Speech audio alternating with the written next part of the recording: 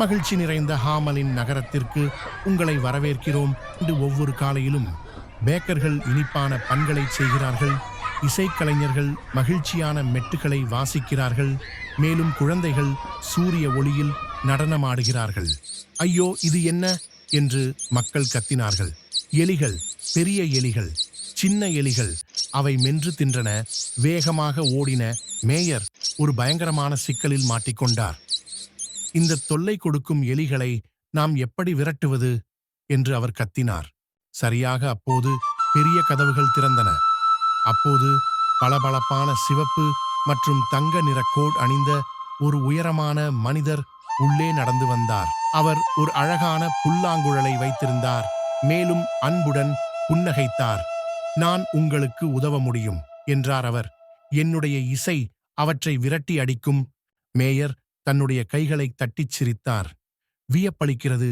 நீங்கள் ஹாமலின் நகரத்தை காப்பாற்றினால் உங்களுக்கு ஒரு பெட்டி நிறைய தங்கம் நாணயங்கள் கொடுப்பேன் என்று சொன்னார். பைப்பர் தன் புல்லாங்குழலை எடுத்தது, வாசிக்கத் தொடங்கினார்.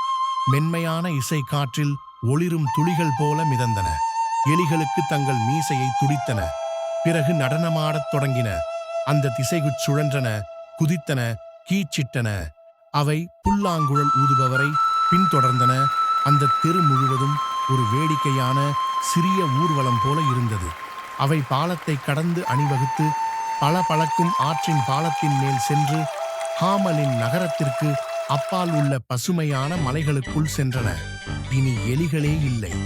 ஹாமலின் நகரம் மீண்டும் சுத்தமாகவும் பிரகாசமாகவும் மாறியது. பைப்பர் மீண்டும் மேயரின் மண்டபத்திற்கு வந்தார்.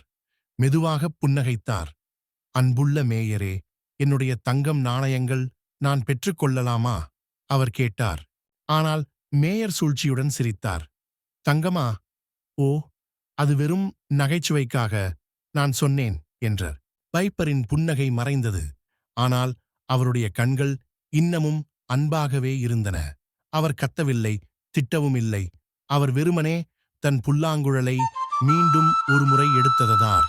இந்த முறை அந்த மெட்டு மிகவும் மென்மையாகவும் இனிமையாகவும் இருந்தது. அந்த மென்மையான இசை குழந்தைகளை கவர்ந்தது. நகரம் முழுவதும் குழந்தைகள் நின்று அந்த இசையை கேட்கத் தொடங்கினார்கள்.